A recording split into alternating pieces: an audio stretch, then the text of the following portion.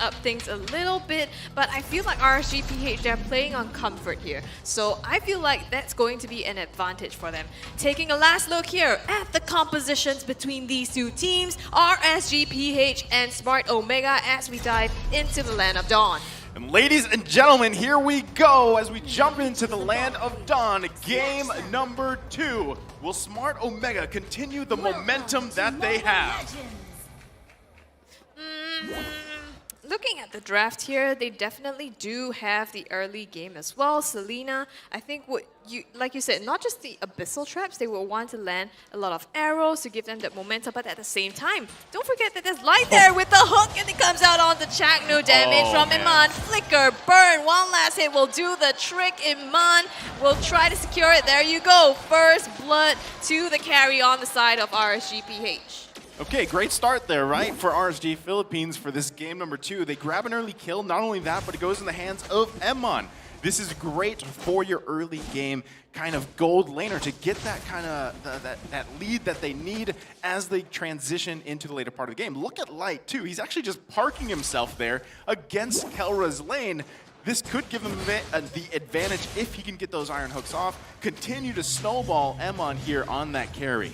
Yeah, I love it. I mean, you know that Iman's going to get pushed by Kelra here, especially on this retreat. So going to get super, super pressured. And I think by Light being there, it's also forcing Chaknu to be in the bottom lane. So Nas is probably going to have a better time here using that natural matchup up against Renzio on this Esmeralda to pressure down the lane. And I think right now we can see they are, on the bottom side though, Light goes down to Chaknu. I believe probably an abyssal arrow landed there and unfortunately lost his life. So Omega actually scoring 1 to even up the kill count. 1:1 at this point. We're gonna see Ryzen rotating now on the top side. The Bellman looking for this next objective. The turtle is already spawned, so they have some sort of priority, but RSGPH, they are here to contest it.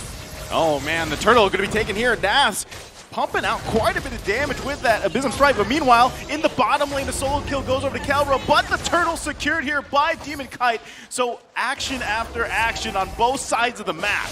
Yeah, already trades happening on the board here for both teams, but it does seem like they were able to secure that turtle first. So now we'll see how they are going to respond to this. Understanding that they do have a really good early game composition. They do have Light to be able to look for these pickoffs, but like we mentioned before, Chakno is doing a really good job just surveying and opening up the map for his team. Yeah, right now, I mean, it's pretty even across the board, right? So RSG Philippines, even with that early turtle, Smart Omega wants to play around that, put pressure around each part of the map. And Kelra grabbing an early kill already against Emon, who had that early kill himself, is a good advantage start for them as they transition to the mid game later on. Demon Kite showing pretty much confidence here. Edu Max gonna push him out too. He wants to secure Ryzen for this orange buff. Nath there too. There's gonna be the focus here. Abysm Strike comes out. Demon Kite under the tier 2 turret, finding a kill for himself. Renzio not able to help out just yet. Edu Max now here too. Join the party. It's 2 versus 2 around the orange buff of Smart Omega. Here comes Chaknu, but it's taken anyway from Demon Kite. Huge pickoff here for the side of RSG, and now they are leading with a 1,000 gold lead.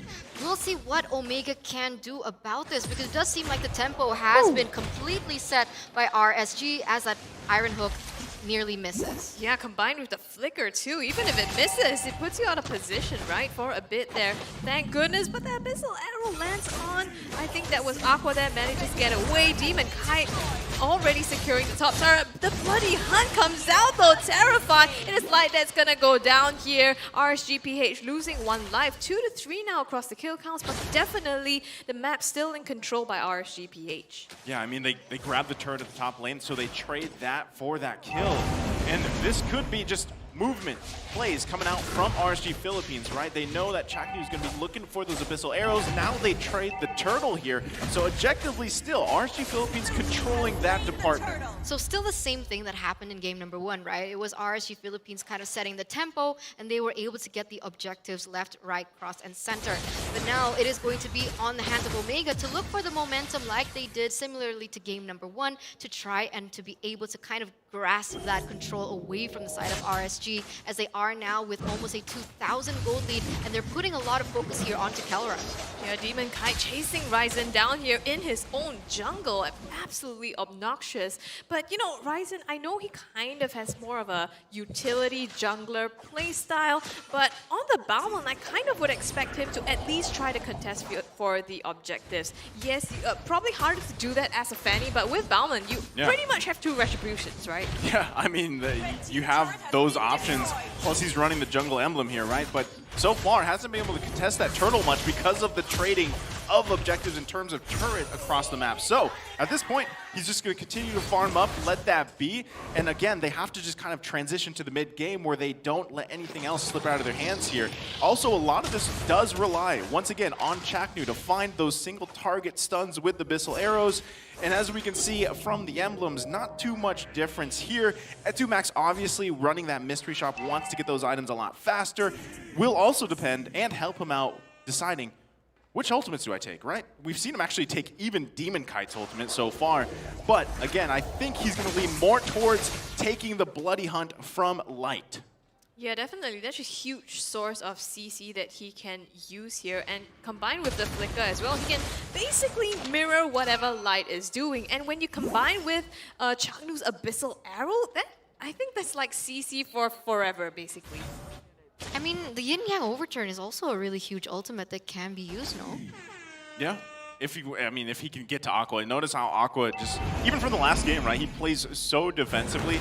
That's one of the strong points of Aqua alone as a player. He knows really well positioning in terms of whatever mage he decides to play. And that's what we're going to see here from this Kagura pick too. Now, Turtle going to be the focus here. This time, Smart Omega, actually, he's still not going to contest this. Ryzen does not care for it. He's just going to go ahead and give up that Turtle. 3 now for RSG Philippines. Okay, so 3 turtles already taken to the hands of RSG, as well as 2 turrets on the board. Omega still 0-0-0. They do have more pickoffs, but they have not been able to convert that. And I think that is the main factor, that distinctive factor. But wait a minute. Oh, that was Alco going in with that aggressive flicker play. Able to just get the turret, though. No one goes down for Smart Omega, so nice job for them as well. Notice how everyone is pretty much bunched up together at this point. They really don't want to get caught out. They're doing a great job also at avoiding Light, looking for those iron hooks. Yeah, looking at the map state now, I mean, RSGPH, once again, they have full control over the upper side of the map, save for the tier 2 turrets. But again, Omega, you cannot count them out. It feels like they're kind of repeating the strategy of Game 1 here. Is that what they're trying to do? I mean, buy time, right? Get to the Omega timers. That could be it. You can also see it's a lot more stable, though. Now, the one-on-one, Naz not going to be able to get the kill there. Takes quite a few turret shots, too. So, player gold terms, again, Emon and Kelra. Pretty much neck and neck in terms of the gold. And this will transition, again, mid-game when those marksmen, those gold laners really start to find their power spike. Yeah, 100%. It does seem like now, oh, Light gets caught. Oh, Light gonna have to flicker her out. Demon Kite looking for the initiation, gonna push them back here. Emon returning on top of Etu Max. He has to flicker out too, but under the turret, Emon goes. Not able to get the kill, unfortunately. But look at the damage already coming out from Emon. This is gonna be another turret in favor of RSG Philippines. Oh, the huge shot though. The Renner from Kelra. Jack takes Iman down to half his HP. Thankfully, they don't have to follow up there just yet. The Lord is coming up in 10 seconds, so RSGPH gonna kind of reset here to set themselves up for it. Now, looking at this late game though, nice, so you said Omega is trying to stall this out, but RSGPH, I mean, they're not gonna let the same thing happen twice. Come on, that can't be possible. And now with Iman on this carry, they're definitely gonna have a lot more bursts coming from Aqua as well as Iman in the later game. Yeah, now Lord going to be the focus here. This time, Ryzen does not want to give that one up so freely. You can see RSG Philippines setting up in those bushes. Even Light just asserting his dominance there, not wanting anyone to get Iron Hook. But again, they grab another objective here, pretty much free. And RSG Philippines just playing around objectives. Renzio trying to get that bottom turret down. Going to take quite a bit of damage. There's the flicker. Still alive, though, thanks to the Light! sprint. Oh, Light not able to find the hook. Deja vu here for the side of RSG Philippines in game number 2, as once again they are going to be the one in control of the map. They have the map pressure, they have the tempo, and Omega once again in that back foot. They're going for the next objective in that bottom side turret, and that Lord is going to be pushing out in that mid side. All right. Sprint meta. Yeah, Sprint meta. I sprint just meta, gotta right? say. It's pretty much, I mean, if you have sprint, you can most likely get away cleanly. But then when you don't have it, you kind of lose that advantage, right? So if we take a look at the items, especially Kelra, he's got the items he needs. He has that BOD, he has the Malefic Roar. Unfortunately, they just need to find the setups here. So they should be able to clear this Lord just fine. It won't be able to get the turret as well. There is Emon actually going to get focused down. That's the damage I was talking about coming out from Kelra. Gets a kill for himself. So again, the scaling is here. They just have to continue to just be on the defense a little bit, and that's what we're seeing. That's what we saw from game number 1.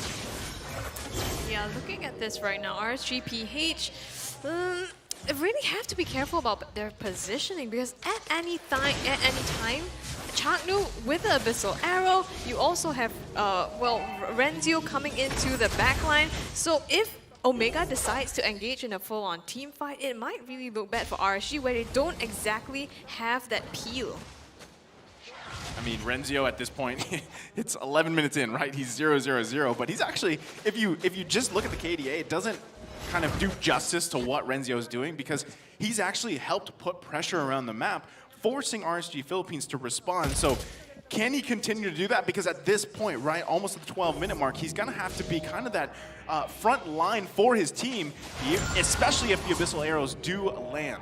Yeah, that's definitely a huge consideration here. Omega, they need to be able to find momentum through Chaknu, like you mentioned earlier, with those Abyssal Arrows landing, and like they did before, and they could definitely be able to combo that up with the composition coming in from Ryzen as well, with the ultimate to go for the lethal counter.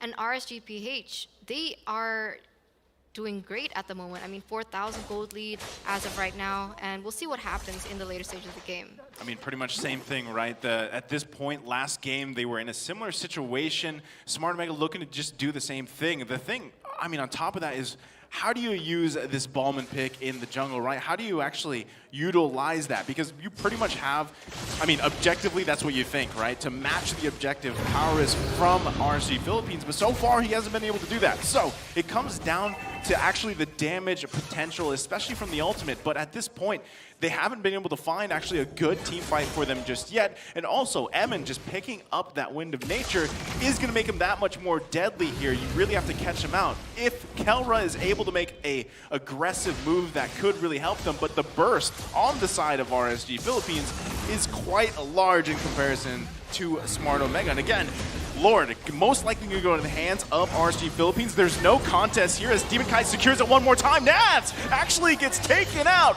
Killing spree for Kelra. They do force them back, looking for the Yin Yang overturn, and they find at 2 max. There's the response. Light gets the hook off. Renzio trying to push them back, and he goes down. Double kill for Aqua, but now he's the focus.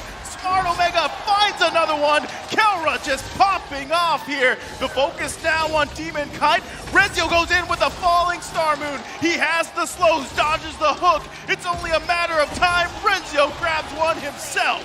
4-3 trade here now in favor of Omega, as once again they have found the impossible. They have taken the course of the whole game, and now they are going to slowly come back as the economy difference has shrunken down to 2,000. They will be able to take away that Lord rather easily, and now are pushing once again through that mid side and being able to get more objectives on the board. This is absolutely insane. Oh, another shot there by Kelra onto Nas. Omega, they are looking so strong, so patient, but the moment they pull the trigger, you think for 1 minute that RSGPH had it in their control, but Omega just runs through their draft the moment Kelra is online. 4-0-1. And the thing about Omega's draft also is that it's very non-committal. You wait for RSGPH to engage, you basically use all of their cooldowns, and Omega has so many other things that they could throw at them. And I think that's why they have been able to counter-engage so successfully as well. So what does RSGPH need to look at right now? I mean, not having the same situation happen they did in game number 1, but it's already starting, right? That's what we're seeing here from Smart Omega. Kelra feeling very confident on this comfort hero of his own, this Beatrix, and it's bad news, right? It's bad news for RSG Philippines. Also, again, going over to Ryzen, he doesn't care. Give up the 3 turtles in the early game, even the Lords. If he can rely on his teammates to actually just make plays like that, then they don't need it, right? This could possibly be the game-winning strategy for Smart Omega in game number 2. I mean, look at that economy difference just become non-existent. Already 800 only to their name. And once again, like you mentioned, I guess Omega, they don't need the objectives. And that's so surprising because usually when we see Mobile Legends being played at this tier, it's always about those objectives. You have to be disciplined, get those early game turtles, snowball into the late game. But for Omega, they're just able to kind of zone it out to the late game, wait for the power spikes to happen like Kelra is happening now, and they're just able to capitalize over that, even though RSGPH, they already have so much to work with. I mean, Aqua already building with that Holy Crystal, you can feel so much magic power. The burst is definitely there, so all they need to do is bait that out. But look at this, Renzio gets caught really low. Fortunately for him, he is able to escape. Yeah, manages to get out for now. So both teams just kind of reset over here. You talked about Kelra. He also just picked up the Blade of Heptases, and that's not gonna look good. If he catches Iman in that backline, I don't think even the Wind of Nature is gonna save him there, because he's not gonna be able to react in time to that first Renner shot. So it's looking pretty bleak, starting to look bleak for RSG right now. They're still gonna go ahead and start up this Lord though, in position now, chunking it down to half HP, but this time it looks like Ryzen wants to contest this. Yeah, right now, Lord gonna be less than half health here. Demon Kite most likely to grab this one, but it's actually Ryzen! He finally gets the Lord! They find a kill here, he falls! Falling Star Moon gonna come in, Emon popping off with the damage, but it's gonna be Renzio that falls here. Kelra, he goes down finally, Emon finding him, it's a 2-for-4 trade. A Lord, but at what cost? They lost 4 members in that team fight, and it is going to be RSG Philippines winning it out. But now, what can they do here? What happened before? Was that a trap? I know, I was like, what? Just when you think Omega had it, RSGPH comes back. I don't know if this is the caster's curse. You know, maybe the winning condition here is don't take the Lord. If you take the Lord, you lose the team fight. That's fair. I mean, hey, he got this Lord, right? So now they can play around this. But again, Chaknu's the only one up. He did get that kill off Demon Kite. I'm not sure if that was a trap or what. We're going to check out the replay here presented by TikTok. Let's take a look at this fight here again. The Lord looked like it was going to be secured by Demon Kite, but Ryzen comes in, and after that, it's just quite a bit of damage on RSG Philippines, but Emon only able to buy so much time. Kelra goes in with an aggressive flicker, but takes that damage also from Emon because of that Wind of Nature that he had this time. Yeah, I guess I was wrong about that Wind of Nature. It definitely helped him to survive that fight. Yeah, it works. Wind of Nature works. PSA, everyone. Right now, they are probably going to reset, though. I mean, RSGPH can see them grouping up so much. And is that the difference maker here? I mean, Omega, they have a bit more ability to split push. Oh, Iman in the mid lane taking so much damage. Omega, at any time, they can pull the trigger. That's a beauty of Iman as well as Kelra, right? For the side of Iman, sure, he's able to be very consistent in that gold lane. He can, you know, even behind, he's able to just farm really well. But the problem is, Beatrix, there's just so much to Beatrix. What do you need? Do you need a long-range sniper? Go for Renner. Do you need something more bursty? You can always go for Nibiru's Passion. So that's a more like flexible way of seeing things, and it just is able to kind of go into what situation is needed most. I mean, still, you have to worry about anytime there's a carry, right? And he has this sprint, he's going to be able to move around the way he wants to, especially with the team composition they have to capitalize on that. Look at the damage dealt, though, right? We're talking about gold laners here. Kelra, obviously top of the chart here. Here comes the conceal. Light looking for the hook. Forces the flicker out from Kelra. So a resource for a resource. They're going to get initiated on by Renzio with the Falling Star Moon. F2max doesn't have an ultimate just yet. There you go. He grabs the Bloody Hunt. Could be looking for a setup. Now, Lord will be up in about 10 seconds here, 10, 12 seconds. Right now, Smart Omega is showing this kind of dominance here. They are very confident, especially now, right? Light has that Bloody Hunt. He could be the one to flicker in for the Bloody Hunt combo to set something up. Yeah, they both have it. I mean, the Bloody Hunt on Light as well as E2 Max. Can I just point out the finesse in that skirmish earlier? The one that didn't happen because they're playing at such a high level. The Abyssal Arrow coming through the bushes, but the conceal and the disengage. Just absolutely insane. Now it's going to be RSGPH. Light! He gets the hook onto Changnu and Iman immediately bursts him down. Nats finds this opportunity. He's going to go on to Renzio now in the backline. Another hook onto Ryzen. No follow-up because he is tanky. They're going to take the chance instead to take this Lord over here. Omega looks like they're going to back off for now, but Ryzen might hang around in the vicinity just to see if he can steal this one. Ryzen's still going to work on this, but Aqua trying to zone him out. Look at that, though. There's Kelra popping the damage, forcing RSG Philippines back, and they find the immortality. The Lord is going to be secured by the Filipino Savage, forcing RSG Philippines to retreat. Kelra, just being that ultimate X factor for the side of Omega, already sitting at 6-1-2, dealing out the damage coming in from that Nibiru's Passion and the DPS to follow it up to eventually zone out Nas away. That was just so beautifully done by the side of Omega, and I can say that the synergy is definitely on point here in the 21st minute. Man, Kelra's doing work this game, I would say. I mean, time after time, he's just finding plays. Even when he's down, you know, earlier he burned that flicker. He now has the immortality, right? So he can be a little more aggressive paired up now that he has the flicker available. So RSG Philippines, now, again, their backs are against the wall. They're going to be focused in cracking open the base of RSG Philippines. They have to be able to defend this one the best they can here. Lord's going to go ahead and charge up. Abyssal Arrow's going to be flying around here. The damage is there, but they clear up the Lord after they lose that turret. Smart Omega taking the resources of the jungle as well. This feels like deja vu right now. Omega. Yeah. Pulling exactly, you know, the same strategy. So patient. But the moment they pull the trigger, they go all in. And now Omega gonna be able to strip the all of the tier 2 in turrets as well as the mid inhibitor. And it's on RSGPH to be able to defend this. The creeps are there, so Omega still wants to push their lead here. You can see that RSGPH are kind of trying to, you know, adapt to the situation, right? They have their backs pinned to the wall like we are seeing here on stage. And the fact is now they have started to swap out those really important items. Already Nats has switched out for a Blade Armor to respect the critical coming in from Kelra, and already Aqua with that Winter Truncheon. So just a little bit more defense of items just in case Omega finds that groundbreaking momentum that they always seem to do.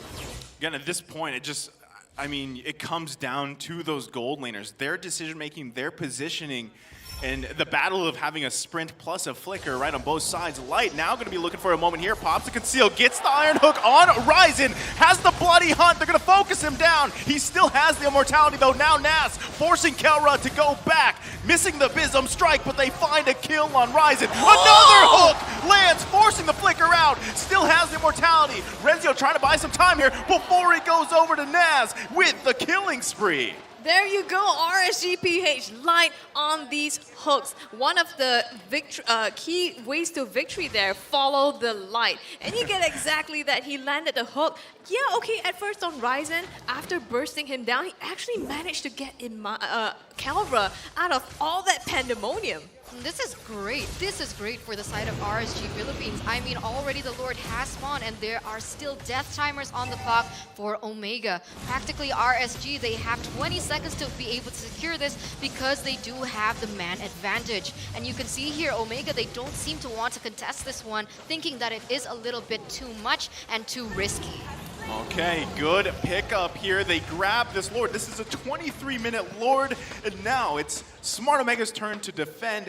Backs against the wall here. Etumax does have that Bloody Hunt. They're going to be working their best here. Look at all the immortalities being picked up here. So at this point, RSG Philippines is thinking, hey, we don't want to let this one slip out of our hands this time. We almost had some deja vu, or we did, but we don't want it to go that way here and give Smart Omega that match point. So Lord going to be marching down the bottom. There's about one charge hit there, so that will go and And at this point, Smart Omega could be looking for a play. They don't want to get hooked either. They have to be very careful about this. I like how Light just stood there and took the Abyssal Arrow. He saw it coming his way and just took the damage. Like, I'll take one for the team. But Aqua now going to be able to take the top inhibitor turret. RSG looking to siege down on the middle as the Lord takes down the bottom inhibitor turret. So now RSG PH, they have cracked the base of Omega open. They want to make this the game-ending play here, but can they find the opportunity? Oh, well, right now, actually, Smart Omega able to just delete that Lord. Again, you have to respect the damage here, especially coming out from Kalra. So right now, this is their comfort zone, right? No turrets available. Let's go ahead and defend, and at the same time, just slow it down a little bit, right? Drag the game on a little bit, especially because they have to be conscious of all these immortalities. Light could be looking for a play. Pops the conceal. No hook going to connect just yet. Now the initiation comes out from Smart Omega, but look at the damage. It's just way too much as Ryzen falls. Immortality is popped on Light, so it's going to be an immortality for Ryzen. Okay, so already one member taken down for the side of Omega as RSG, even though they do have the man advantage, they don't want to go in and siege that base. They are going to be focusing to get that buff first and perhaps continue from there. But what I would like to point out there in that previous situation was that, my god, Renzio did such a good job at buying time for the side of Omega to really come back from that. And there's just so much emphasis onto Kelra that he's opted for the Has class plus that Immortal. So not just one or the other, but Light! Light finds the Iron Hook! Immortality's gonna be popped! They find the kill! Kalra's down! This is RSG Philippines' moment! The damage to Renzio forcing the Immortality once again! They're gonna grab the kill here! Unstoppable Naz! It is only a matter of time! And 2 Max gonna be the next target here! Immortality is popped in response, but now the base is gonna be worked on, and they even the score! It's 1 for 1! 1 for 1, and now RSG have come on top with a comeback victory in game number 2. Man, Caster Curse. I was like talking about Kalra and how he's like the saving grace for Omega because he's dealing out